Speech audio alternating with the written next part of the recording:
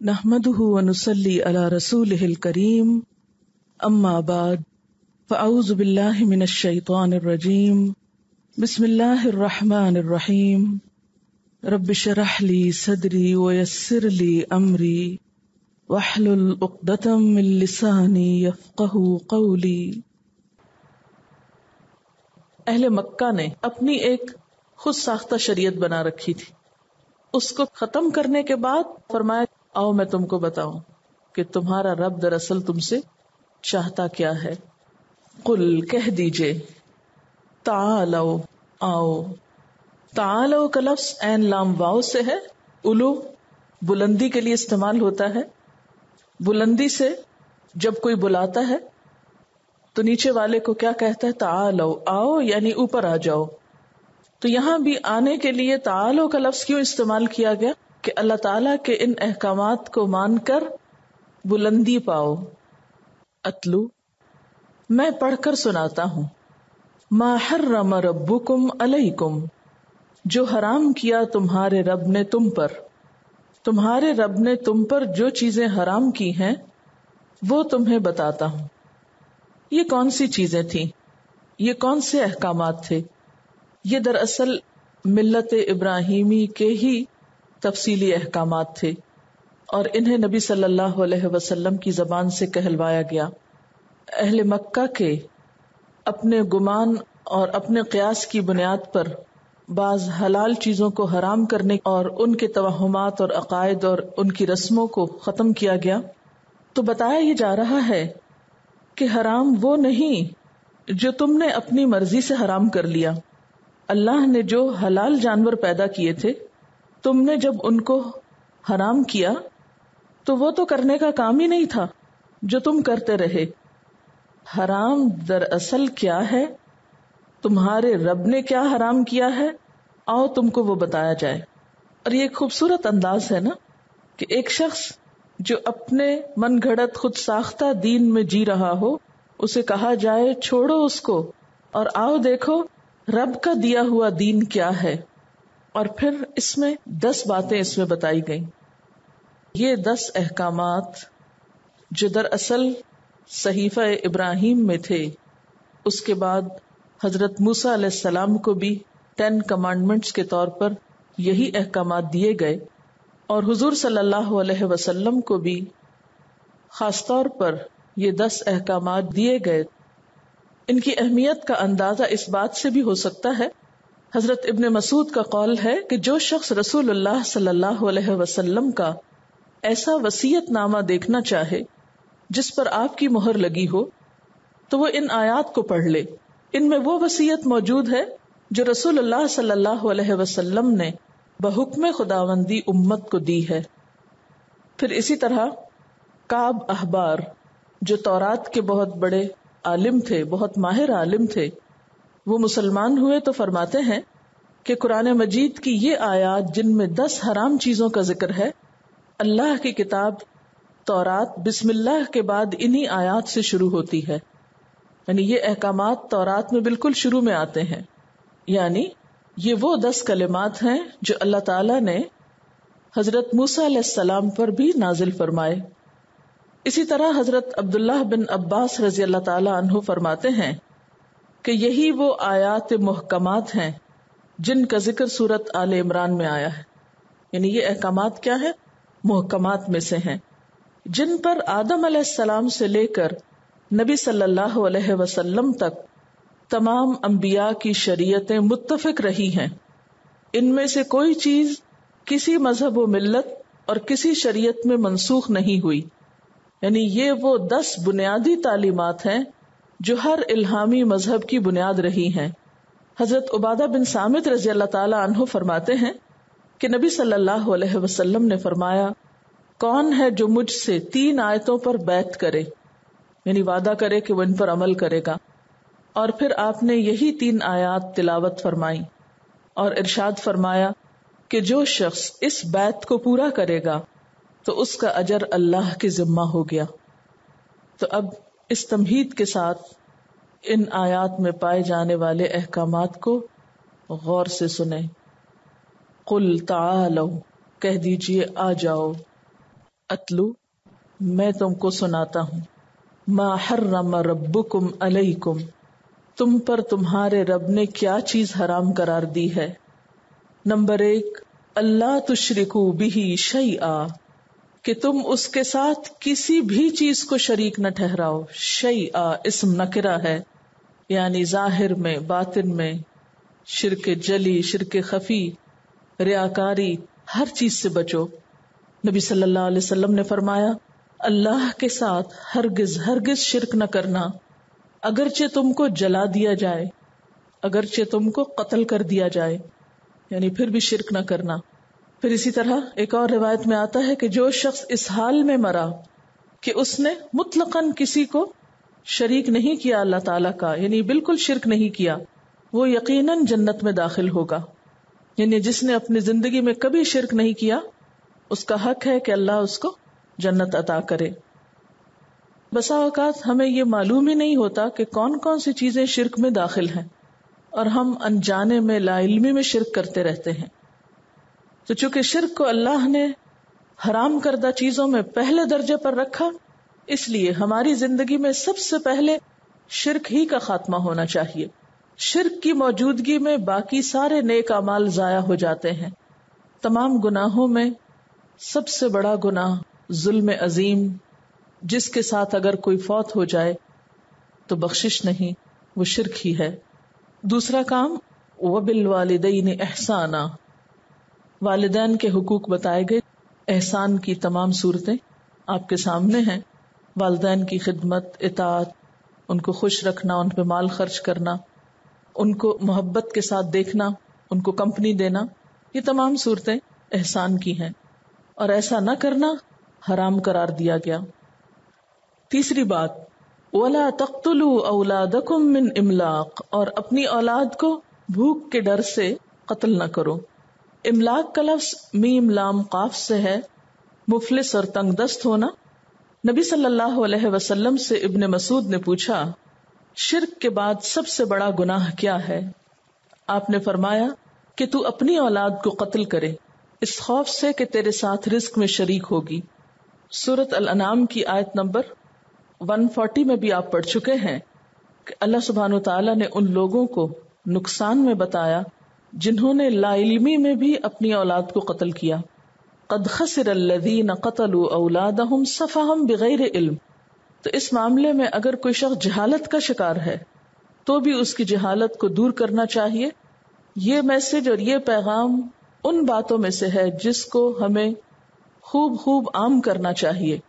لیکن افسوس یہ کہ دور جاہلیت میں تو لوگ جب بیٹیوں کو قتل کرتے تھے تو ان کو بہت برا بھلا کہا جاتا، اور آج ہم ان کو جاہل اور بدو عرب کہتے ہیں۔ پھر اسی طرح کسی اور قدیم معاشرے میں ایسا کیا جاتا تو ہم کہتے وہ لا علم لوگ تھے۔ لیکن افسوس اس وقت ہوتا ہے جب آج کے پڑھے لکھے جدید سو کالڈ مہذب معاشرے میں لوگ اپنی اولاد کو قتل کرتے ہیں، اور بہت خوبصورت نام دے کر قتل کرتے ہیں، اور اس قتل میں اسباب کم و بیش وہی ہیں جو پرانے زمانے میں تھے۔ مثلا دور جاہلیت میں لوگ آر کی وجہ سے بیٹیوں کو پسند نہیں کرتے تھے۔ آج بھی آپ دیکھیں کہ بہت سے لوگ اس بات میں آر محسوس کرتے ہیں کہ ان کے ہاں بیٹی پیدا ہو۔ بعض خواتین کو طلاق تک دے دی جاتی ہے اگر وہ صرف بیٹیاں پیدا کرتی ہو۔ اسی طرح قتل کا ایک بہت بڑا سبب جو ہمارے ہاں پایا جاتا ہے وہ یہ ہے کہ ہم اولاد کو کھلائیں گے کہاں سے، ہم افورڈ نہیں کر سکتے۔ مسلمان عورتوں کی اکثریت کے منہ پر یہ لفظ پایا جاتا ہے کہ اتنے بچے ہم افورڈ نہیں کر سکتے۔ کبھی آپ غور کریں تو اس بات کا مطلب کیا ہے؟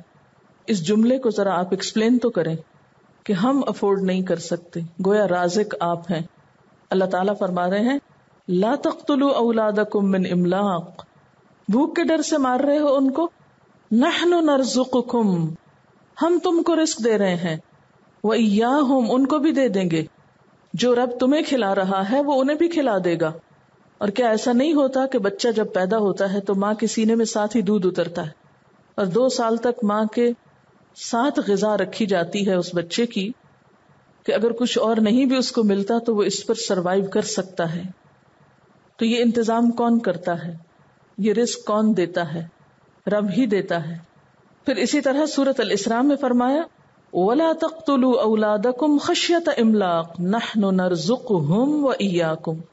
سورۃ انعام میں فرمایا نَرْزُقُكُمْ وَإِيَّاهُمْ، اور الاسراء میں کیا فرمایا نَحْنُ نَرْزُقُهُمْ، ہم ان کو رزق دے رہے ہیں اور تم کو بھی دے رہے ہیں. اگر تم کھا رہے ہو، تم جی رہے ہو، تمہیں مل رہا ہے تو ان کو بھی مل جائے گا. اور شیطان نے مشرکین کے لیے ان کے اس عمل کو بہت خوبصورت بنا دیا تھا. آج بھی یہ عمل خوبصورتی میں لپٹا ہوا ہے، جس میں عموماً کوئی قباحت محسوس نہیں کی جاتی. دور جدید میں یہ سلسلہ کہاں سے شروع ہوا، کب شروع ہوا، اور اولاد کو قتل کرنے کی اور اولاد کو ختم کرنے کی مختلف صورتوں کی ابتدا کہاں سے ہوئی؟ تھوڑی سی اس کی تاریخ. برطانیہ کا ایک مشہور ماہر معاشیات مالتھس 1766 سے 1834 تک، اس نے 1798 میں ایک کتاب لکھی جس کا نام تھا اصول آبادی، آبادی کا اصول. اس نے یہ نظریہ پیش کیا تھا کہ انسانی آبادی جیومیٹری کے حساب یعنی 1 2 4 8 16 کی نسبت سے بڑھ رہی، جبکہ وسائل پیداوار حساب کی نسبت یعنی 1 2 3 4 5 کی نسبت سے بڑھ رہے ہیں. اور اپنے نظریے کے مطابق اس نے برطانیہ کی موجودہ آبادی اور وسائل پیداوار کا حساب لگا کر یہ پیشن گوئی کی کہ اگر انسانی پیدائش اور وسائل پیداوار کی یہی صورت رہی، یعنی انسان تیزی سے بڑھ رہے ہیں اور وسائل کم پیدا ہو رہے ہیں، تو برطانیہ 50 سال کے اندر اندر افلاس کا شکار ہو جائے گا، یعنی بھوکوں مر جائے گا، برطانیہ ختم ہو جائے گا. لیکن ہوا کیا؟ اس کے بعد برطانیہ نے جو ترقی کی اور جو دنیاوی اعتبار سے خوشحالی دیکھی، اس نے مالتھس کی اس تھیوری کو غلط ثابت کر دیا. اس وقت برطانیہ میں ابھی انسانی نسل کو کنٹرول کرنے کا کوئی طریقہ ایجاد نہیں ہوا تھا، لیکن یہ ہے کہ اس کی جو یہ تھیوری تھی، اس کی بنا پر اس کو جھوٹا پیشین گو قرار دیا گیا، یعنی اس نے جو کچھ کہا تھا وہ غلط تھا. برطانیہ میں صنعتی انقلاب آیا، انڈسٹریل ریولوشن، جس کے نتیجے میں خوشحالی کئی گنا زیادہ بڑھ گئی. مثلا پاکستان ہی کو آپ دیکھیے، جب پاکستان بنا تھا تو اس کی آبادی کتنی تھی؟ 5-6 کروڑ کے درمیان تھی. آج 55 سال کے بعد اس کی آبادی 2 گنا سے بھی زیادہ بڑھ گئی، یعنی 13-14 کروڑ تک ہو چکی ہے. اور اگر ایوریج شخص کو دیکھا جائے اس وقت کے اور آج کے، تو آپ دیکھیں گے کہ وسائل پیداوار انسانوں کی رفتار کے ساتھ ساتھ ہی بڑھے ہیں، اور خوشحالی اس وقت سے کچھ کم نہیں، اس سے زیادہ ہی ہے. یہ الگ بات ہے کہ ہمارے ہاں وسائل کی تقسیم درست نہیں. جتنی فوڈ ہم ضائع کرتے ہیں، ایک ایوریج گھر میں کتنا کھانا ضائع ہوتا ہے. خواتین اپنی سستی اور غفلت کی وجہ سے دودھ ابال پھینکتی ہیں، کھانا جلا پھینکتی ہیں، آٹا گراتی ہیں، اور پکے ہوئے کھانے کو صحیح طور پہ سٹور نہیں کر سکتی. پھل اور سبزیاں گھر میں لا کے گلا سڑا کے بن میں پھینکتی ہیں، اور اسی طرح صحیح طور پر ان وسائل کو استعمال نہ کرنے کی وجہ سے ہر گھر میں جو فوڈ ویسٹ ہوتا ہے، اسی کو اگر آپ صحیح طور پر انسانوں کو فیڈ کرنے کے لیے استعمال کریں تو کوئی بھوکا نہ بچے. اسی طرح اگر سارے ملک کے امیر لوگ صحیح طور پر زکوٰۃ دیں تو کوئی بھی شخص غریب نہ رہے. اگر سارے نکمے لوگ فارغ پڑی ہوئی زمینوں پہ کام کرنا شروع کر دیں تو ملک ہرا بھرا ہو جائے. لیکن ہم اپنی سستی اور کاہلی کی وجہ سے جب افلاس کا شکار ہوتے ہیں تو صرف سبب کیا بتاتے ہیں؟ مخلوق زیادہ ہو گئی، انسان زیادہ ہو گئے ہیں، اس وجہ سے یہ سب مسائل پیش آئے ہیں. حالانکہ بہت سے لوگ محض بیکار بیٹھے ہیں. بہرحال یہاں اس وجہ کو کنڈیم کیا جا رہا ہے جس کی وجہ سے آج ہم بچوں کو اپنا دشمن سمجھتے ہیں، یا رزق میں شریک سمجھتے ہیں، یا یہ سمجھتے ہیں کہ ان کے رازق ہم ہیں. یہ بات بھی اللہ تعالیٰ کو سخت ناگوار گزرتی ہے کہ کوئی شخص یہ کہے کہ وہ کسی کا رازق ہے یا اس کے لیے وہ سب کچھ کرنے والا ہے. قتل اولاد کی شکلوں میں عام شکل جس میں بہت سارے پڑھے لکھے اور بسا اوقات دیندار نماز روزے کی پابند خواتین بھی شریک ہو جاتی ہیں، وہ ابارشن ہے. یہ موضوع آپ کو زیادہ ڈیٹیل میں اس لیے بتایا جا رہا ہے کہ یہ ہر لڑکی سے متعلق ہے، اور جب دین کی صحیح تعلیم نہیں ہوتی، حقیقت معلوم نہیں ہوتی، تو ہم حرام کام میں مبتلا ہوتے رہتے ہیں. بسم اللہ الرحمن الرحیم. السلام علیکم. پہلے اس سلسلے میں کچھ اسٹیٹسٹکس دیکھیں گے کہ دنیا بھر میں اس وقت ابارشن کی کیا ریٹ ہے. یہ اس وقت یونائٹڈ اسٹیٹس کے اسٹیٹسٹکس ہیں. آپ دیکھ رہے ہیں کہ تقریباً 14 لاکھ ابارشنز پر ایئر ان کے یہاں ہو رہے ہیں مختلف ایئرز میں, اور 1973 سے لے کے اب تک 40 ملین بیبیز جو ہیں وہ ابارٹ ہو چکے ہیں. یعنی کہ اس کا ایوریج اگر لگائیں تو 4000 بیبیز ایچ ڈے ابارٹ ہو رہے ہیں. یہ صرف یو ایس میں ہے, باقی دنیا میں تو معلوم نہیں کیا ہے. جب پوچھا جاتا ہے کہ کیوں ابارشنز کیے جاتے ہیں تو زیادہ تر جو ابارشنز ہیں وہ برتھ کنٹرول کا طریقہ ہیں. صرف 1% ریپ یا اس وجہ سے ہونے والے پریگننسیز کے لیے ہوتے ہیں, اور 1% جو ہے وہ فیٹل اب نارمیلٹیز کی وجہ سے ہوتے ہیں, اور 3% جو ہیں وہ مدر کی ہیلتھ کی وجہ سے ہوتے ہیں. تو جو بیسک وجوہات ہیں فیٹل اب نارمیلٹیز اور مدر کی ہیلتھ, وہ بہت چھوٹا فیصد ہے اس پوری تعداد کا جو بچوں کو ابارٹ کیا جاتا ہے. جو وجوہات دیکھی گئی یو ایس میں کہ کیوں عورتیں چوز کرتی ہیں ابارشن, تو 25% نے کہا کہ وہ چائلڈ بیئرنگ یعنی کہ بچے پیدا ہونا وہ ابھی ڈیلے کرنا چاہتی ہیں. 7% نے کہا کہ وہ بچے نہیں چاہتی اس لیے کرائے. 21 نے کہا کہ وہ افورڈ نہیں کر سکتی. 10.8 نے کہا کہ ان کی جاب یا ایجوکیشن جو بچے کی وجہ سے ڈسٹرپٹ ہوتی ہے اس لیے نہیں چاہتی. 14 نے کہا کہ ان کے جو پارٹنر ہے اس کو یا ریلیشن شپ میں کوئی مسئلہ ہے جس کی وجہ سے وہ نہیں چاہتی. 2.2% جو تھی وہ اس لیے بہت ینگ لڑکیاں تھیں اس کی وجہ سے پیرنٹس نے کہا کہ کرا لیں. 2.8% ہیں جو کہ مٹرنل ہیلتھ کی وجہ سے ہو رہی ہیں, اور بچے کا جو رسک ہے وہ 3.3% ہے. تو یہ وجوہات سامنے آتی ہیں. پورے ورلڈ کے جب ہم اسٹیٹسٹکس دیکھتے ہیں تو اپروکسیمیٹلی 46 ملین ابارشنز ہر سال ہوتے ہیں, یعنی کہ 46 بیبیز جو ہیں وہ نہیں پیدا ہو پاتے. اس کا اگر پر ڈے ہم دیکھیں تو 1,26,000 پر ڈے. اور دوسری بات یہ پتہ چل رہی ہے کہ جو 78% ابارشنز ہیں وہ ڈیولپنگ کنٹریز میں ہوتی ہیں, یعنی کہ ہمارے جیسے جو ممالک ہیں, اور 22% جو ہیں وہ ڈیولپ کنٹریز میں ہوتی ہیں. یعنی کہ زیادہ ٹارگٹ یہ ابارشنز کا اور یہ جو فیملی پلاننگ کا ہے یہ ہمارے ہی ممالک ہیں, اور یہیں پر یہ زیادہ اس کو پروموٹ کیا جا رہا ہے. ایک اندازے کے مطابق جو لائف ٹائم ایوریج ہے یعنی کہ تقریباً ہر عورت جو ہے 1 ابارشن پر وومن. اب ہم دیکھتے ہیں کہ ابارشن ہوتا کیسے ہے اور اس میں کیا مسائل پیدا ہوتے ہیں.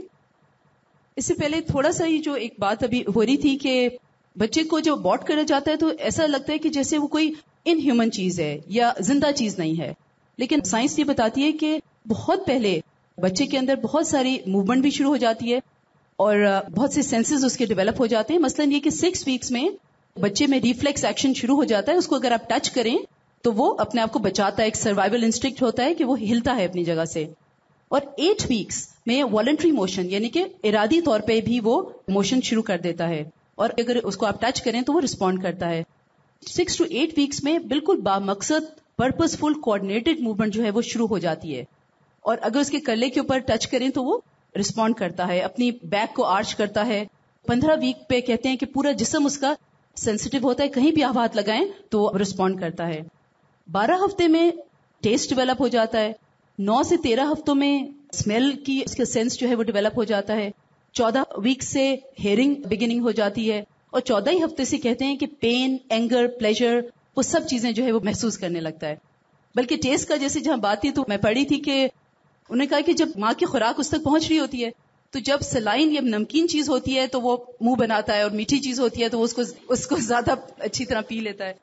اور اسی طرح اس پہ زیادہ تحقیق نہیں ہوئی ہے, لیکن کچھ لرننگ جو ہوتی ہے وہ بھی کچھ ٹیک پلیس کر رہی ہوتی ہے, ایموشنل رسپانسز بھی ہو رہے ہوتے ہیں. تو یہ سب کچھ اس چھوٹی سی جان میں ہو رہا ہوتا ہے. یعنی کہ فیٹس جو ہے ایک لیونگ بینگ ہے, ایک زندہ چیز ہے. اچھا, اب ہم بات کریں گے کچھ in human methods of abortion.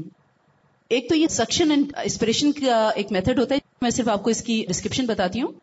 Suction device یا مشین بچے کو رپ اپارٹ کر دیتی ہے, پھر ابارشنسٹ اسے رحم مادر سے کاٹ کر ٹکڑے ٹکڑے کر کے نکالتا ہے. D N C dilation and curettage, پہلے 3 مہینوں میں ایک گول سی لوپ شیپ چھری سے بچے کو ٹکڑے ٹکڑے کر کے نکالا جاتا ہے. 12 ہفتے سے لے کر 4 مہینے تک یہی طریقہ عموماً استعمال ہوتا ہے. ماں کے سروکس کو کھول کر رحم مادر میں پہنچ کر بچے کو مڑوڑ کر کھینچ کر نکالا جاتا ہے, کیونکہ وہ زندہ ہوتا ہے, وہ ہل رہا ہوتا ہے. بہت زیادہ خون ہوتا ہے, ریڑھ کی ہڈی کو پلائرس جیسے آلے سے توڑا جاتا ہے. بیبی کو بہت زیادہ تکلیف محسوس ہوتی ہے کیونکہ کوئی انستھیزیا نہیں دیا جاتا. کھوپڑی کو کچل کر نکالا جاتا ہے, کیونکہ دیکھیں نارمل طریقے سے تو وہ باہر نہیں آ سکتا. اور ابھی تک یہ بات مجھے تو ریڈنگ میں نہیں پتہ چلی, لیکن میرے خیال ہے کہ انستھیزیا شاید اس وجہ سے نہیں دیتے کہ اگر شاید انستھیزیا دے دیں تو بیبی کو باہر نکالنا مشکل ہو جائے. آئی ڈونٹ نو کیا وجہ ہے. لیکن وہ لائیو زندہ بچے کو اس طرح کاٹ کاٹ کے نکالتے ہیں. اچھا، ڈائلیٹیشن اینڈ ایویکویشن کا یہ پروسیجر تھا. ایک اور طریقہ ہے جس کو سالٹ پوائزننگ کہتے ہیں. 4 مہینے اور اس سے زیادہ کے لیے استعمال ہوتا ہے. ابارشنسٹ زہریلا سولوشن پیٹ میں انجیکٹ کرتا ہے، یعنی کہ ماں کے رحم میں. بچہ زہر کو بریتھ کرتا ہے، اس میں سانس لیتا ہے اور مرنے تک تڑپتا رہتا ہے، جس سے ماں محسوس کرتی ہے کیونکہ وہ ہلتا ہے اس کے پیٹ میں. بیبی کو مرنے میں 2 سے 3 گھنٹے لگتے ہیں، جو پھر 24 گھنٹے بعد ڈیلیور کیا جاتا ہے، اور کبھی کبھار وہ اس وقت زندہ بھی ہوتا ہے. یہ ایک اور طریقہ ہے جس میں آج کل ویسٹ میں پڑھنے میں آئے کہ بہت پاپولر ہے، پارشل برتھ ابارشن، یعنی کہ تھوڑا سا انٹیکٹ بچے کو ڈیلیور کرتے ہیں اور اس میں وہ بتا رہے ہیں کہ اس کا جو فٹ ہے وہ وجائنا کے اندر پل کرتے ہیں پہلے، اور بریچ یعنی کہ ہیڈ فرسٹ اس کو باہر لاتے ہیں. جب بچے کا باہر آ جاتا ہے سر، تو اس کے نیپ میں یعنی کہ اس کے گردن کے اوپر سیزرز کے ساتھ کاٹتے ہیں اور خون کو بڑا کر دیتے ہیں اور ایک سکشن ٹیپ انسرٹ کر کے بیبی کے برین کو ریموو کر دیتے ہیں. تو اس سے پھر اسکل جو ہے وہ کلیپس کر جاتا ہے اور بیبی کو باہر نکال دیتے ہیں. اور اس طریقے کو زیادہ پروموٹ کیا جا رہا ہے ویسٹ میں. اس کی ایک وجہ یہ ہے کہ ان بچوں کے جو باڈی پارٹس ہیں ان کی ایک پوری مارکیٹ کھل گئی ہے اور فارماسیوٹیکل کمپنیز میں یہ بیچے جاتے ہیں. سیل آف بیبی پارٹس، پوری ایک انڈسٹری وہاں پر بن رہی ہے. تو وہ اس طرح یہ ہوتا ہے کہ پارٹس جو ہوتے ہیں وہ انٹیکٹ ہوتے ہیں اور وہ استعمال ہوتے ہیں. ہسٹیروٹمی ایک اور طریقہ ہے. یہ ایک منی سیزیرین ابارشن ہوتا ہے. رحم کو سرجیکلی کھولا جاتا ہے. اس میں ابارشنسٹ ماں کی کارڈ یا ناف کو کاٹ دیتا ہے اور بیبی سیزیرین یعنی کہ کاٹ کے نکالا جاتا ہے اور بیبی کو ایک بیسن میں مرنے کے لیے چھوڑ دیا جاتا ہے یا پھر سانس گھوٹ دیا جاتا ہے اس کا. اس سلسلے میں ڈاکٹر شازیہ کچھ اپنا پرسنل ایکسپیرینس بتائیں گے. ہمارے پاس ہاسپٹلس میں جو کیسز آتے ہیں ابارشن کے لیے، وہ یوزلی یا تو انلیگل پریگنینسیز ہوتی ہیں یا پھر یہی کہ لوگ بھوک کے ڈر سے اپنے بچوں کو مار دیتے ہیں. میں جب ہاسپٹل میں ہاؤس جاب کر رہی تھی تو ایک خاتون ہمارے پاس آئی، ان کی بھی ایسے ہی ابارشن ہو گیا تھا. ابھی جو انہوں نے پروسیجر بتایا، ڈائلیٹیشن اینڈ کیوریٹاج. نارملی جب ایک خاتون ڈیلیور ہوتی ہے تو اس کی برتھ کینال خود بخود اوپن ہو جاتی ہے، لیکن اس میتھڈ میں ہم برتھ کینال کو خود اوپن کرتے ہیں. تو میں جب یہ کر رہی تھی تو میں نے خود ڈائلیٹیشن اینڈ کیوریٹاج کی تھی. اس میں بچے کی آئیز ہم نے الگ سے نکالی تھی، اس کی فنگرز الگ سے ہم نکال رہے تھے، اس کی ٹوز، اور ہم اس چیز کو بہت انجوائے کر رہے تھے کہ ہم بہت بڑا کام کر رہے ہیں. کہتے ہیں کہ ڈاکٹرز کے دل سخت ہو جاتے ہیں، تو شاید یہی ہمارے ساتھ بھی ہوا تھا کہ ہم لوگ بہت خوش ہو رہے تھے کہ ہم اس کے سارے باڈی پارٹس الگ الگ سے نکال رہے ہیں. تو یہ اتنا زیادہ پینفل ہوتا ہے مدر کے لیے، وہ تو ہمیں نظر آ رہا ہوتا ہے، لیکن بیبی کے لیے بھی اتنا ہی پینفل ہوتا ہے. لیکن بیبی کی فیلنگز ہم محسوس نہیں کر سکتے کیونکہ ہمیں بیبی نظر نہیں آ رہا ہوتا ہے. تو میں سوچ رہی تھی کہ جب لوگ اس کے لیے ہاسپٹل آتے ہیں کہ اپنے بچوں کو صرف بھوک کے ڈر سے کہ ہمارے بچے بہت زیادہ ہیں، ہم کیسے ان کو پالیں گے، ہم ان کو ابورٹ کرا دیتے ہیں. تو اللہ تعالیٰ نے جب خود ہمیں بتا دیا ہے کہ اللہ تعالیٰ ہمیں رزق دیتے ہیں، تو پھر ہم ایسا کیوں کرتے ہیں؟ اب جب کوئی ایسی بات کرتا ہے یا اس طرح کا سوچتا ہے تو میں ہمیشہ ایک آیت پڑھتی ہوں، وَتَوَكَّلْ عَلَى اللَّهِ وَكَفَى بِاللَّهِ وَكِيلًا. تو اس کے بعد پھر ہمیں کس چیز کا ڈر رہ جاتا ہے؟ ماں کی ہیلتھ میں ابارشن کے کیا نیگیٹو اثرات ہوتے ہیں؟ تو اس میں یہ ہے کہ مٹرنل مورٹیلٹی یعنی کہ ماؤں میں اموات کا ریٹ 1979 سے 1986 تک 1,00,000 ڈیلیوریز میں 9.1% ہے. یعنی ہر 100 مائیں جو یہ کراتی ہیں اس میں سے 9 جو ہیں ان کا مطلب وہ نہیں سروائیو کرتی ہیں. اگر ابارشنز ٹیوبل پریگنینسی وغیرہ کو نکال دیا جائے تو 1985 میں ریٹ صرف 4.7 اموات ہوتا، یعنی کہ نارملی اگر ہو رہا ہوتا. اس کے علاوہ جو پرابلمز ہوتی ہیں اگر کوئی ابارشن کرائے، اس میں انفیکشنز ہیں. رحم مادر اور ٹیوبز میں انفیکشن عموماً مستقل نقصان کا باعث بنتا ہے. فیلوپین ٹیوب ایک نازک باریک ٹیوب ہوتی ہے، انفیکشن کی وجہ سے یہ ٹیوب بند ہو سکتی ہے. اس سے پیلوک انفلمیٹری ڈیزیز ہوتا ہے. علاج کے باوجود یہ انفرٹیلٹی یا بانجھ پن کا باعث بنتا ہے. ایک یونیورسٹی کے ہسپتال میں 4 سالہ تجربے کے دوران 27% کیسز میں ابارشن کے بعد انفیکشن کی وجہ سے پیچیدگیاں پیدا ہوئیں. ہیموریج یعنی کہ خون کا بہت زیادہ بہہ جانا. جو عورتیں ابارشن کراتی ہیں کئی میں بہت زیادہ خون ضائع ہونے کی وجہ سے انہیں بلڈ ٹرانسفیوژن کی ضرورت پڑتی ہے. ان میں سے 10% کو ٹرانسفیوژن کے ذریعے وائرل ہیپاٹائٹس اور 2% کو ایڈز جیسی مہلک بیماریاں لاحق ہو جاتی ہیں. اس کے علاوہ یوٹرس بھی رپچر ہو جاتا ہے یعنی کہ پھٹ جاتا ہے. اس سے بے انتہا بلیڈنگ ہوتی ہے جس کی وجہ سے ماں کی موت کا خطرہ ہوتا ہے. رپچر ہو جانے سے آئندہ حمل کے امکانات بھی متاثر ہوتے ہیں. امنیوٹک فلوئڈ ایمبولزم یہ ماؤں کی اموات کا ایک اہم سبب بنتا ہے. 80% مورٹیلٹی ریٹ اسی کی وجہ سے ہے. اس کا علاج غیر مؤثر ہے کیونکہ موت اچانک واقع ہوتی ہے.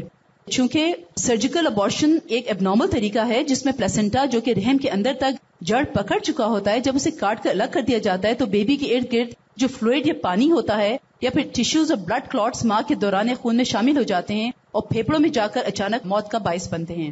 اسی طرح breast cancer institute Fred Hutchinson cancer research centre کے مطابق انڈیوسڈ ابارشن کرانے والی عورتوں میں چھاتی کے کینسر کا خطرہ باقی عورتوں کے مقابلے میں 50% زیادہ ہو جاتا ہے، اور یہ خطرہ 18 سال سے کم عمر اور 29 سال سے زیادہ عمر کی عورتوں میں دگنا ہو جاتا ہے.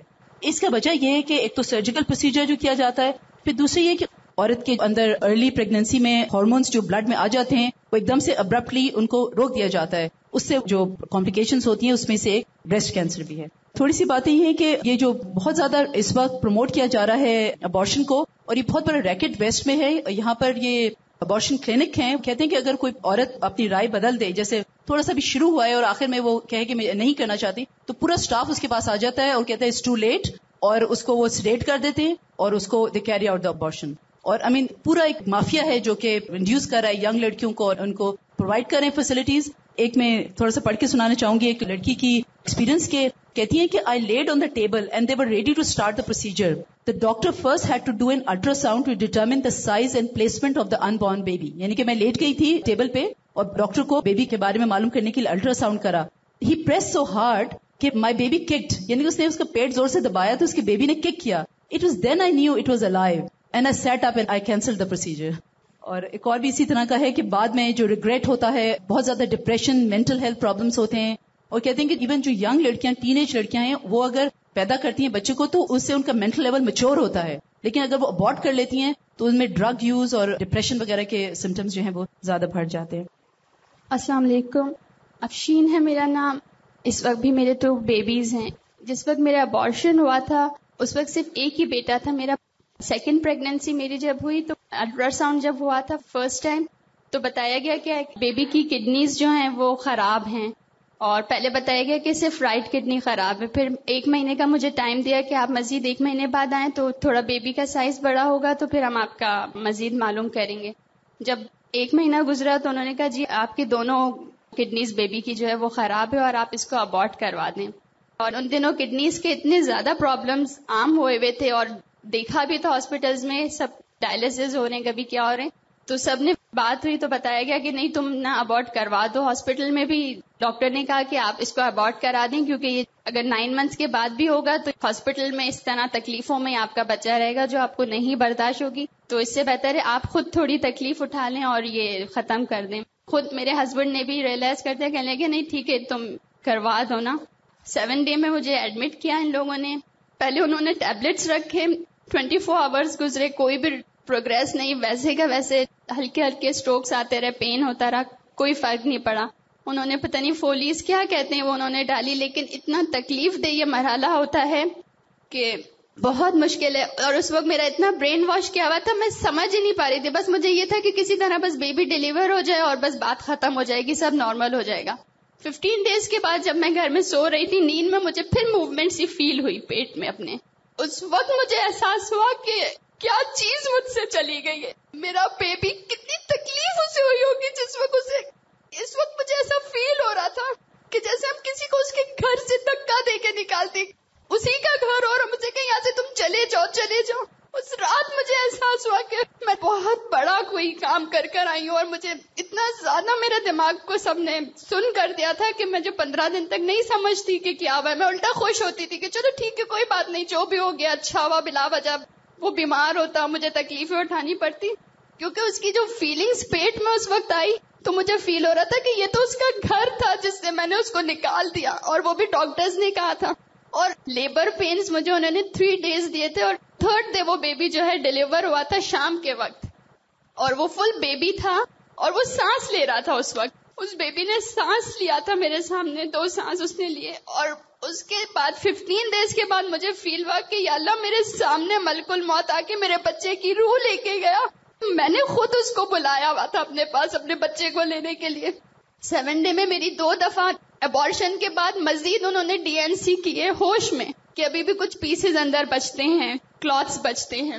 اور اتنی زیادہ میں شدید چیخیں اس وقت مارا کرتی تھی جب وہ ہوش میں میری DNC کرتے تھے کہ میرے ہسبینڈ سے بھی اس وقت برداشت نہیں ہوا. انہوں نے کہا پلیز آج کے بعد تم اس ہاسپٹل میں نہیں آؤ گی، تم وہیں چلو جو تمہاری فیملی ڈاکٹر ہیں.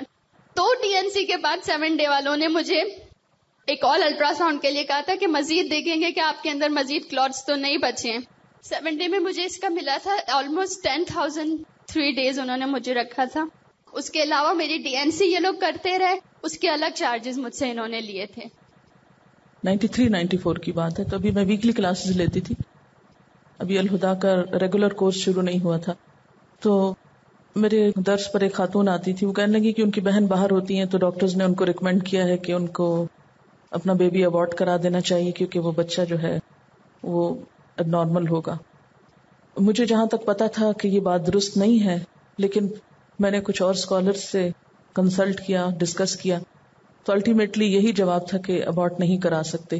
یہ بالکل ایسا ہی ہے نا کہ جیسے اگر ہم بیمار ہوں تو ہمیں کوئی مار کے گھر سے نکال دے کہ ہم تمہارے لیے مصیبتیں نہیں اٹھا سکتے کہ تمہیں ہسپتال لے جائیں یا تمہیں دوا کھلائیں یا تمہیں لک آفٹر کریں. آپ اپنے آپ کو رکھ کے دیکھیں کہ اگر آپ بیمار ہوں اور آپ کے ساتھ یہ سلوک ہو کہ آپ کو مارنے پہ لوگ تل جائیں. تو بہرحال جو درست بات تھی میں نے وہی بتائی ان کو کہ کم از کم میرے علم اور جتنا میں نے اور علماء سے پوچھا ہے اس کے مطابق آپ ابارٹ نہیں کرا سکتی. اس پر انہوں نے ان کو واپس ٹیلی فون کیا اور انہوں نے کہا کہ ٹھیک ہے ہم پھر دعا ہی کرتے ہیں. اس کے بعد انہوں نے دن رات دعا کرنا شروع کی. کہتی کہ جب بیبی ڈیلیور ہونے کا ٹائم تھا اور میں اتنی خوف زدہ تھی کہ اب معلوم نہیں کیا چیز میرے پاس لے کر آتے. کہتے ہیں ان دعاؤں کی وجہ سے آپ یقین کریں کہ جب وہ بچہ پیدا ہو کے میرے پاس لایا گیا تو وہ سب بچوں سے زیادہ خوبصورت اور صحت مند تھا. اس کے بعد وہ جب بچہ کچھ بڑا ہوا تو پھر وہ پاکستان آئی اپنے رشتے داروں سے ملنے کے لیے. تو اتفاق سے وہی میری ویکلی کلاس کا پھر درس تھا. تو کہنے لگی کہ آپ کو یاد ہوگا میں نے آپ سے ایک مسئلہ پوچھا تھا اور آپ نے یہ جواب دیا تھا, تو وہ بچہ میں ساتھ لائی ہوئی ہوں, تو میں چاہتی ہوں کہ آپ سب کلاس کو وہ بچہ دکھائیں. اور وہ ہنستا کھیلتا اتنا چلتا بچہ چھوٹا سا, اتنا صحت مند اور خوبصورت, کوئی بھی اب نارملٹی نہیں تھی. بات یہ ہے کہ ہم یہ نہیں کہتے کہ ڈاکٹرز کو نہیں پتا چلتا, اب نارملٹی ہو بھی سکتی ہے, تکلیف بھی ہو سکتی ہے, بیمار بھی ہو سکتا ہے بچہ, لیکن اللہ کی ذات پہ ہمارا بھروسہ اور اعتماد کیوں ختم ہو جاتا ہے؟ کیا ہم دعا نہیں کر سکتے؟ کیا ہم دوا نہیں کر سکتے؟ اور اگر کسی کو جانا ہے تو آپ مار کے کیوں بھیجتے ہیں؟ اگر اس کی زندگی نہیں تو وہ اللہ تعالیٰ خود ہی اس کو لے جائے گا. کئی بچے ایسے ہوتے ہیں کہ پیدا ہونے سے پہلے مر جاتے ہیں, کئی پیدا ہوتے ہی فوت ہو جاتے ہیں, کئی تھوڑی سی آزمائش آنے کے بعد کچھ ہی مہینوں دنوں میں ختم ہو جاتے ہیں. یہ تو اللہ تعالیٰ کا اپنا ایک نظام ہے. لیکن قتل نفس یہ ایک انتہائی سنگ دلانہ کام ہے کہ جسے اللہ نے حرام کیا. اور جیسے کہ ان آیات کو پڑھانے سے پہلے میں نے آپ کو بتایا کہ یہ وہ احکامات ہیں جو آدم علیہ السلام سے لے کر حضور صلی اللہ علیہ وسلم تک ہر نبی کو دیے گئے. ہر شریعت میں یہی احکامات ہیں اور ان میں کوئی تبدیلی نہیں ہوئی. اور نبی صلی اللہ علیہ وسلم نے اس بات پر بیعت بھی لی کہ کون ہے جو مجھ سے ان باتوں پر بیعت کرے تو میں اس کے لیے جنت کی ضمانت دیتا ہوں. یہ ایک ڈاکٹر کا ایکسپیرینس ہے اس سلسلے میں, جو کہ ابارشن خود کرواتے تھے. تو وہ کہتے ہیں کہ I remember as we made the incision in the uterus to see the baby move underneath the sac of membranes as the cesarean incision was made before the doctor broke the water. The thought came to me, my God, that's a person. At that instant, he broke the water and I had that terrible pain in my heart. He delivered the baby and I couldn't even touch it. I wasn't much of an assistant. I just stood there and the reality of what was going on finally began to seep in to my calloused brain and heart. We simply took that little baby that was making little sounds and was moving and kicking and set it on the table in a cold stainless steel bowl. Every time I would look over while we were repairing the incision in the uterus, I would see that little person kicking and moving in that bowl. It kicked and moved less and less as time went on. I can remember going over and looking at the baby when we were done with the surgery, and the baby was still alive. You could see the chest moving as the heart beat, and the baby would try and take a little breath. دوسری بات یہ کہ یہ جو depression کی بات ہے کہ ڈاکٹرز عموماً کہتے ہیں کہ ہو جائے گا, نارمل ہو جائے گا, تھوڑے دن تک دیکھتے ہیں کہ عورت نارمل ہے. لیکن ریسرچ سے ایک بات پتہ چل رہی ہے کہ آلموسٹ 1 year آفٹر ابارشن, جب وہ بیبی ایکچوئل ڈیلیور ہوتا, جب بچہ پیدا ہوتا, اس وقت ڈپریشن شروع ہوتا ہے. اور اس وقت بہت سارے ایسے سمٹم سامنے آتے ہیں جو ریسرچ اب تک پک نہیں کر پائی ہے, کیونکہ جب تک وہ اتنا لانگ ٹرم ریسرچ اب جب ہوئی ہے تو وہ کہہ رہے ہیں کہ اس وقت یہ بات پتہ چلتی ہے. اور ایک ڈاکٹر کا صرف ایک کوٹ میں آخر میں کروں گی کہ کہتے ہیں کہ کوئی بھی اگر ابارشن کرنے کا سوچ رہا ہو تو ہمیشہ یہ بات یاد رکھے کہ ہم کہتے ہیں نا کہ I am going to have a baby, یعنی میرا بچہ ہونے والا ہے. یہ بات صحیح نہیں ہے. آلریڈی ہیو اے بیبی, آپ کا بچہ ہے, اور وہ لڑکا اور لڑکی بھی ہے, تو یہ نہیں سوچنا چاہیے کہ ہونے والا ہے اور ہم اس کو روک سکتے ہیں یا نہیں روک سکتے. You already have a baby. السلام علیکم. جزاک اللہ خیر. وبالوالدین احسانا، والدین کے ساتھ احسان کے بعد ولا تقتلوا اولادکم من املاق، اولاد کے حقوق بتائے گئے کہ انہیں بھوک کے ڈر سے، تنگ دستی کے ڈر سے، مفلسی کے ڈر سے قتل مت کرو، خواہ یہ قتل پیدا ہونے سے پہلے ہو یا پیدا ہونے کے بعد. نحن نرزقکم وإیاہم، ہم رزق دیتے ہیں تم کو اور ان کو بھی، ان کے رازق ہم ہیں تم نہیں ہو. ولا تقربوا الفواحش، اور فواحش کے قریب بھی نہ جاؤ، بے حیائی کی باتوں کے قریب بھی نہ پھٹکو، جیسا کہ سورۃ الانعام کی آیت نمبر 120 میں فرمایا وَذَرُوا ظَاهِرَ الْإِثْمِ وَبَاطِنَهُ، اور چھوڑ دو ظاہری گناہ بھی اور چھپے ہوئے گناہ بھی. اب آپ دیکھیے کہ پیچھے قتل اولاد کی بات ہے، اس کے فوراً بعد فواحش کی بات. جیسا کہ ابھی آپ نے دیکھا کہ بہت سارے ابارشنز کی وجہ اللیگل پریگننسیز ہیں، یعنی فحاشی ایک سبب بنتی ہے دوسرے گناہ کا بھی. اور یہاں پر یہ فرمایا گیا کہ وَلَا تَقْرَبُوا، قریب بھی نہ جاؤ، قریب بھی نہ پھٹکو، یعنی کرنا تو دور کی بات، اس راستے پہ بھی نہ جاؤ. اسی وجہ سے ہم دیکھتے ہیں کہ اسلام میں مردوں اور عورتوں کے باہم تعلقات میں بہت سی حدود اور پابندیاں رکھی گئیں تاکہ کسی بڑی برائی تک پہنچنے سے پہلے ہی رکاوٹ ڈال دی جائے. تو مراد اس سے کیا ہے کہ ایسے وسائل، ایسے طریقے، ایسے ذریعے اور ایسے راستے بھی اختیار نہ کرو جو تمہیں بے حیائی کے کاموں کے قریب لے جائیں. اور جیسا کہ حدیث سے ہمیں پتہ چلتا ہے کہ آپ صلی اللہ علیہ وسلم نے فرمایا آنکھوں کا بھی زنا ہوتا ہے. اور آنکھوں کا زنا کیا ہے؟ آنکھوں سے بے حیائی کے سین دیکھنا، خواہ تصویریں ہوں یا لائیو ہوں یا اسکرین پر ہوں یا کسی بھی طریقے سے پرنٹڈ میٹر ہو، نیکڈ تصویریں اور ایسے سین دیکھنا جو ہے یہ بھی زنا میں شامل ہو جاتا ہے، لیکن آنکھوں کا زنا. اسی طرح کانوں کا بھی زنا ہے، یعنی ایسی گفتگو سننا کہ جس سے ایسے جذبات اور خیالات پیدا ہوں. پھر اسی طرح زبان کا زنا بتایا گیا، فحاشی کی بات چیت کرنا. ہاتھ کا زنا، ہاتھ سے کسی ایسی چیز کو پکڑنا. پاؤں کا زنا، ایسے راستوں پہ چل کے جانا. دل کا زنا، یعنی آپ صلی اللہ علیہ وسلم نے دل کا زنا بھی بتایا، کیونکہ اس آیت میں آیا نا ما ظہر منہا وما بطن، ظاہری بھی اور چھپے بھی. بے حیائی کے کوئی بھی طریقے سامنے ہو یا چھپ کر ہو، ان سب سے بچنا ضروری ہے. تو دل کا زنا کیا ہے؟ بے حیائی یا برے کام کی یا زنا کی خواہش کرنا اور تمنا کرنا.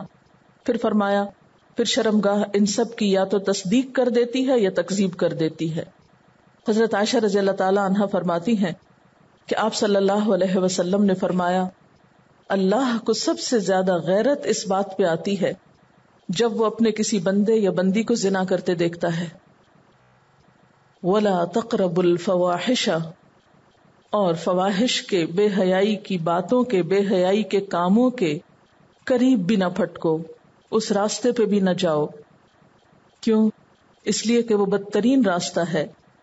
وَلَا تَقْرَبُوا الزِّنَا إِنَّهُ كَانَ فَاحِشَةً وَسَاءَ سَبِيلًا، زنا کے قریب نہ جاؤ کیونکہ وہ بے حیائی کی بات اور بدترین راستہ ہے. پھر اسی طرح آپ دیکھیے کہ یہاں پر ما ظہر منہا وما بطن کی جو بات ہے، تو یہاں بطنہ سے مراد کیا ہے؟ باطنی فواحش سے مراد وہ گناہ ہیں جو نمبر 1 یا تو چھپ کر کیے جائیں، یعنی کھلی بدکاری کے علاوہ چھپ کر برے کام کرنا، بے حیائی کے کام کرنا، یعنی لوگوں کے سامنے تو انتہائی نیک شریف نظر آنا لیکن تنہائی میں برے کام کرنا. یا پھر باطنی فواحش سے مراد دل کی برائیاں بھی ہیں، جیسے حسد، کینہ، حرص، ناشکری، بے صبری، یہ تمام چیزیں اس میں شامل ہو جاتی ہیں. وَلَا تَقْتُلُوا النَّفْسَ الَّتِي حَرَّمَ اللَّهُ إِلَّا بِالْحَقِّ، اور 5ویں چیز جو اللہ نے حرام کی وہ کیا ہے کہ کسی جان کو قتل نہ کرو جسے اللہ نے حرام قرار دیا مگر حق کے ساتھ، یعنی انسانی جان محترم ہے، حرمت والی ہے. خواہ وہ کسی مسلمان کی ہو یا نان مسلم کی. آپ صلی اللہ علیہ وسلم نے فرمایا کسی مسلمان کا خون حلال نہیں مگر 3 چیزوں سے.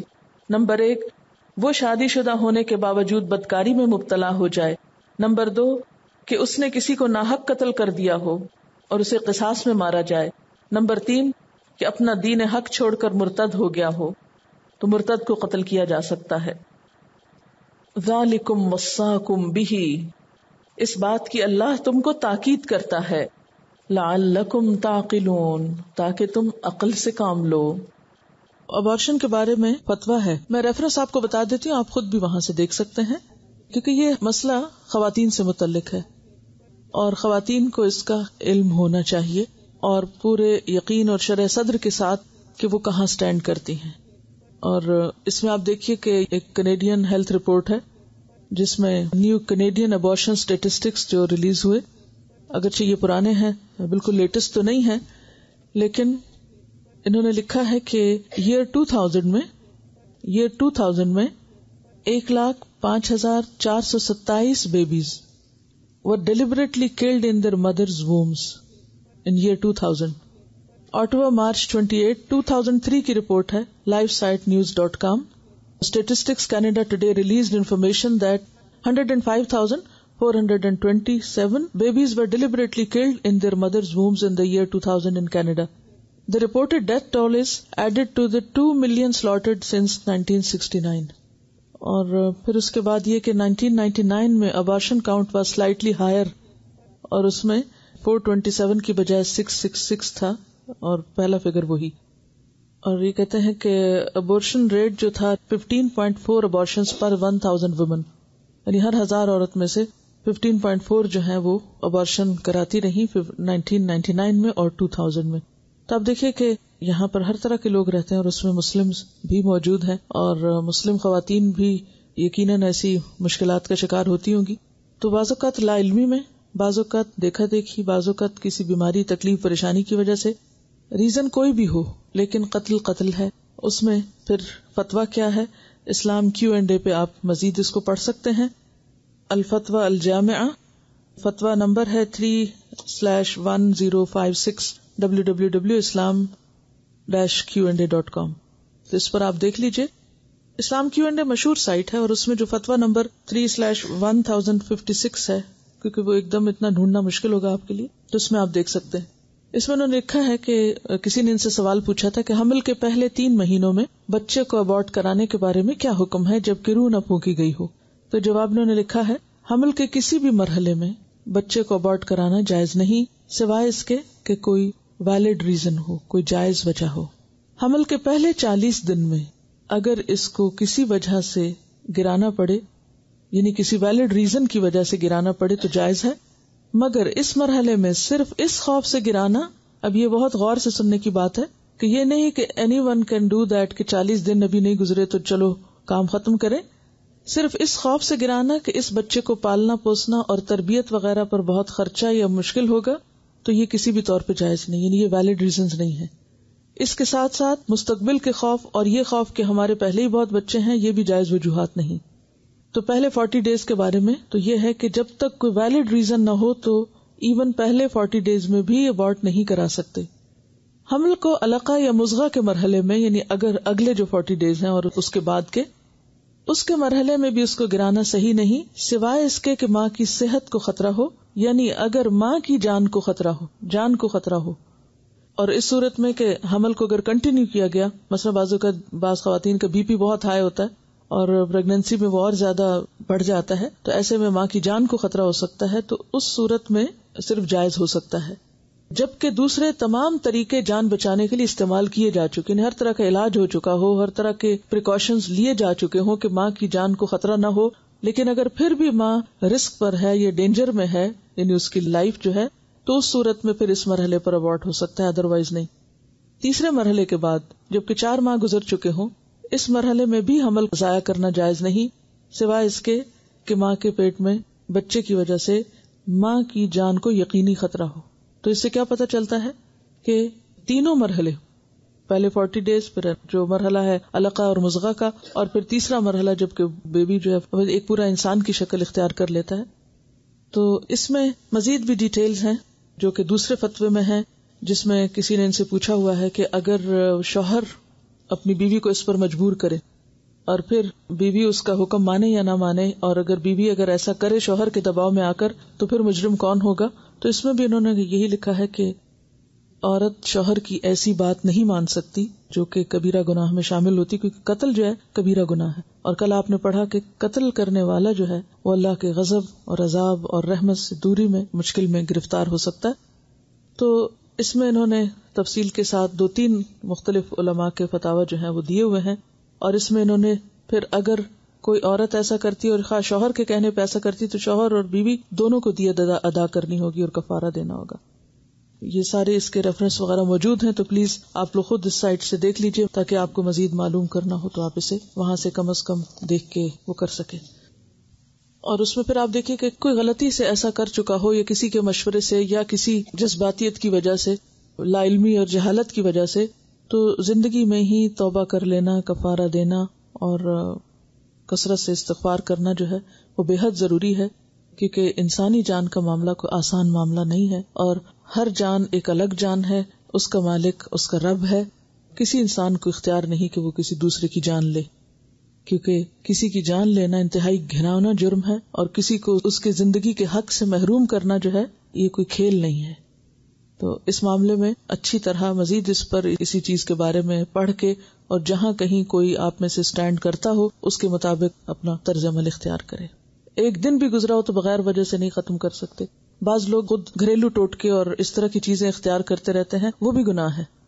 یعنی جب آپ نے انٹینشن یہ کی کہ میں اس حمل کو ابارٹ کر دوں، میں اسے کیری نہیں کرنا چاہتی، تو یہ جو انٹینشن ہے یہ انٹینشن ہی درست نہیں ہے، الا یہ کہ کوئی ویلڈ ریزن۔ تو یہ آپ خود پڑھیں اپنی آنکھوں سے تو زیادہ بہتر ہے بنسبت اس کے، کیونکہ میں تو اس میں مفتی نہیں ہوں۔ تو ایسی پلز بھی جو اس نیت سے لی جائیں، یعنی میتھڈ پھر کوئی بھی ہو سکتا ہے۔ کل بھی ہم نے دیکھا نا کہ قتل کا طریقہ کوئی بھی ہو سکتا ہے، خواہ آپ کسی کو زہر کھلائیں، خواہ آپ کسی کا گلا گھونٹیں، خواہ آپ کسی پہ کوئی ہتھیار تلوار چلائیں، یعنی کوئی بھی طریقہ جو اس میں اختیار کیا جائے وہ غلط ہے۔ انجام کی بھلائی انسان کی خوش قسمتی کی علامت ہے۔ ایک انسان خواہ ساری زندگی اچھے کام کرتا رہے، لیکن اگر اپنی زندگی کے آخر میں کوئی ایسا غلط کام کر جائے جو اللہ تعالیٰ کو سخت ناپسند ہو، تو اس کی وجہ سے پچھلے تمام اچھے کام بھی ضائع ہو کر رہ جاتے ہیں۔ انسان کا انجام اس کے اعمال کے آخری حصے پر خاص طور پر منحصر ہے، اس لیے اچھے اعمال کی توفیق طلب کرنا بھی ضروری ہے۔ جیسے ہم دعا مانگتے ہیں اللہم وفقنا لما تحب و ترضی، کہ اے اللہ ہمیں اس چیز کی توفیق دے جس کو تو پسند کرتا ہے، جس پہ تو راضی ہے۔ تو اس کے ساتھ ہی یہ کہ مرتے دم تک ہم اچھائی پر قائم رہیں۔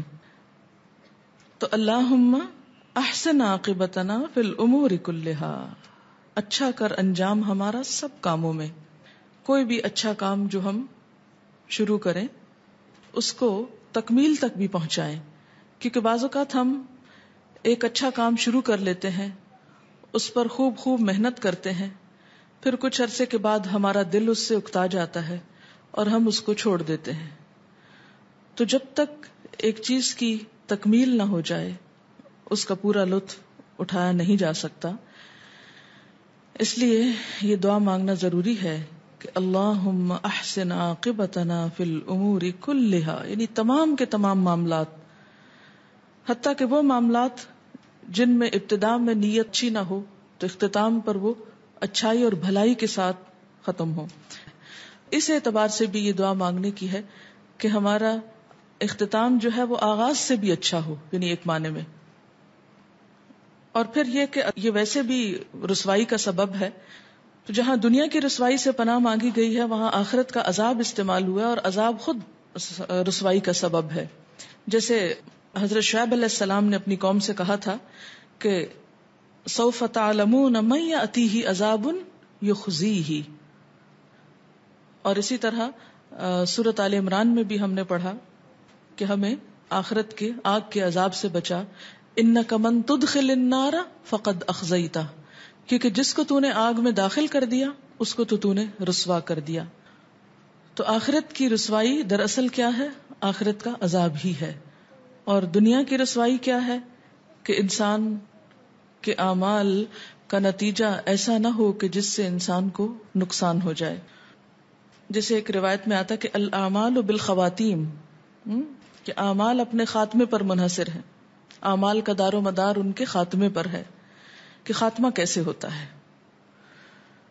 مثال کے طور پر اگر ایک پائلٹ بہت اچھا جہاز چلا کے منزل تک لے جائے لیکن اترتے وقت اس کی لینڈنگ اچھی نہ ہو تو سب لوگ برہم ہو جاتے ہیں کہ لینڈنگ اچھی نہیں ہوئی، یہ ماہر تیار نہیں ہے. تو اسی طرح اگر کوئی کام آپ بہت اچھی طرح کر رہے ہیں لیکن آپ جب اینڈ پہ پہنچتے ہیں تو آپ اس کو بگاڑ کے رکھ دیتے ہیں، بعض اوقات بوریت کی وجہ سے، تھکاوٹ کی وجہ سے، اکتاہٹ کی وجہ سے. تو اصل بھلائی کیا ہے کہ آپ نے اختتام کیسے کیا. اب اس احساس کے ساتھ آپ دعا مانگیے، اللہم احسن عاقبتنا فی الامور کلها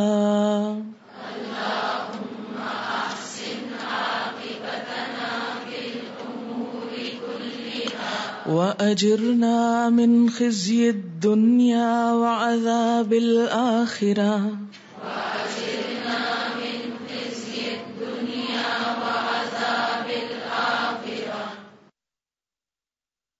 اللهم رحمتك نرجو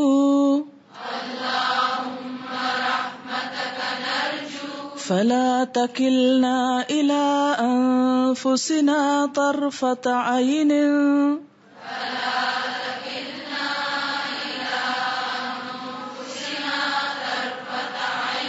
وأصلح لنا شأننا كله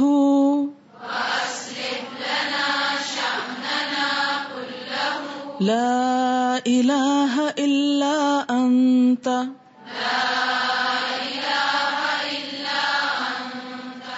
اللہم اے اللہ رحمتک تیری رحمت کی نرجو ہم امید رکھتے ہیں فلا تکلنا پس نہ حوالے کرنا ہم کو الی انفسنا طرف ہمارے نفسوں کے طرفت عین آنکھ جھپکنے کی دیر بھی وَأَصْلِحْ لَنَا اور اصلاح کر دے ہمارے لیے، درست کر دے ہمارے لیے شأننا ہمارے حال کو کلہ سارے کے سارے لا الہ الا انت تیرے سوا کوئی الہ نہیں.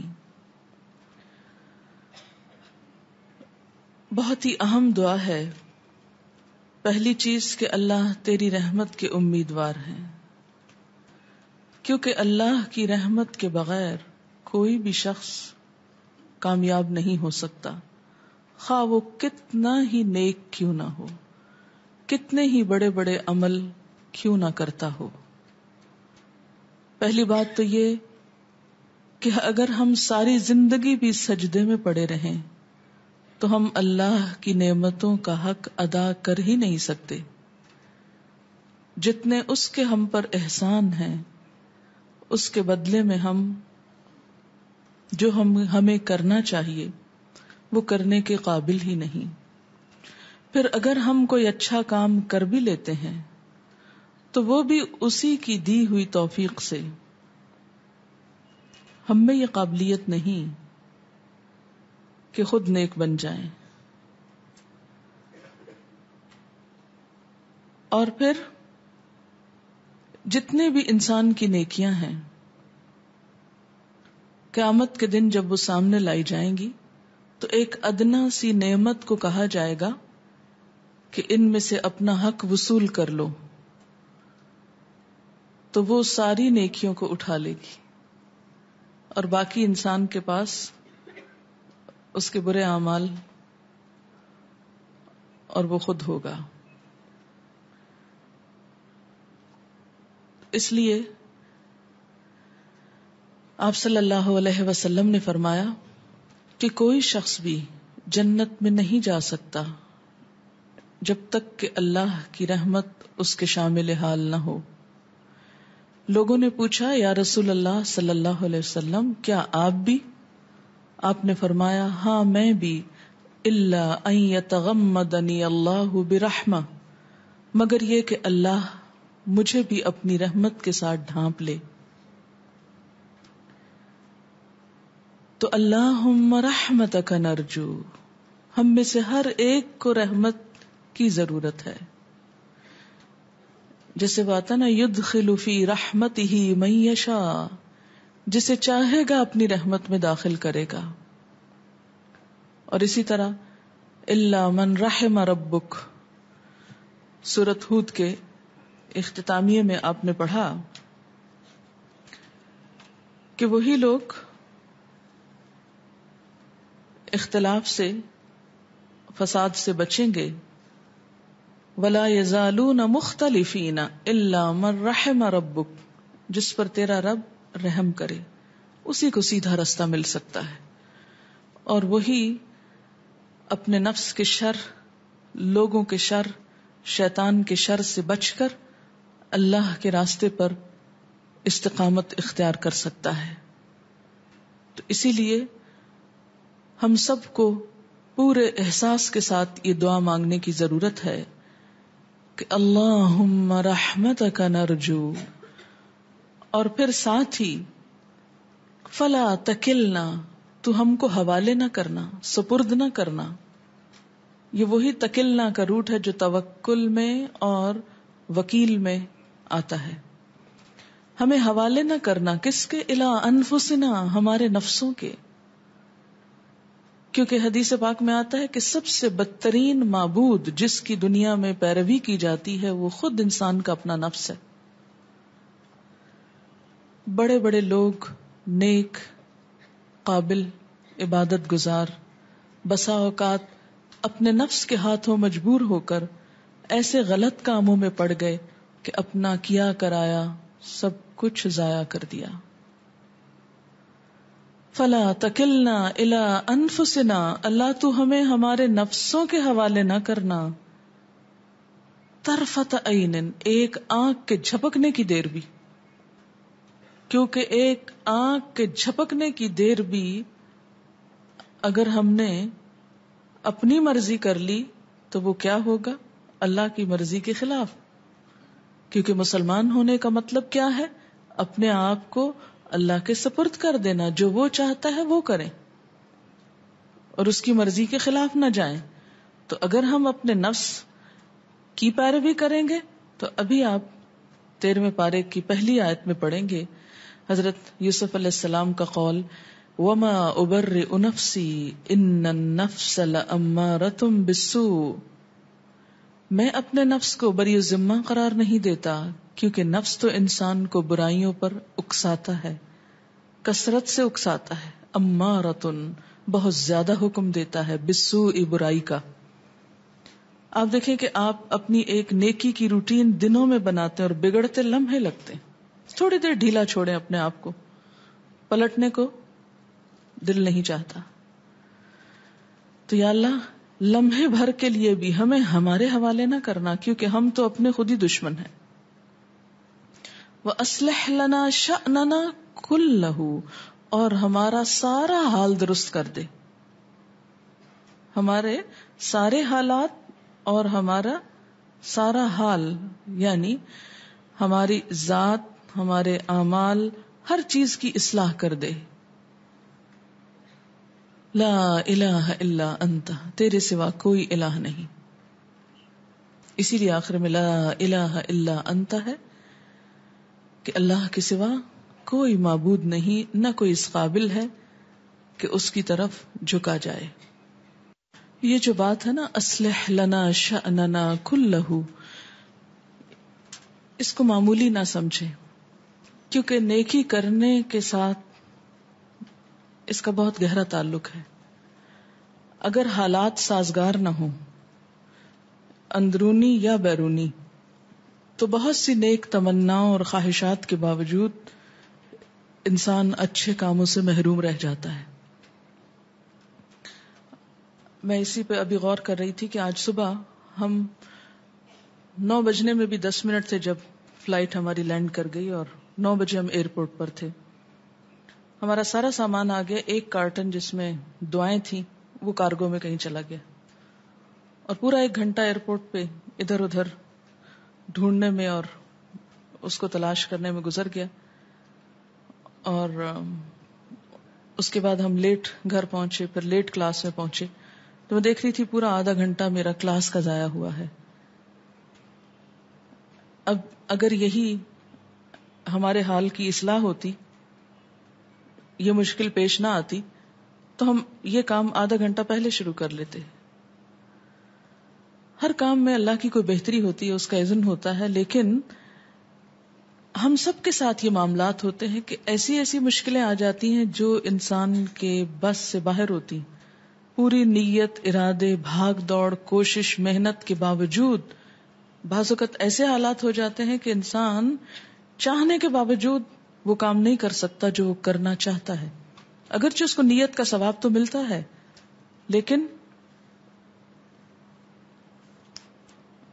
نیت کا ثواب تو نیت کا ہے, کرنے کا ثواب پھر کرنے کا ہے, اس کا درجہ بلند ہے.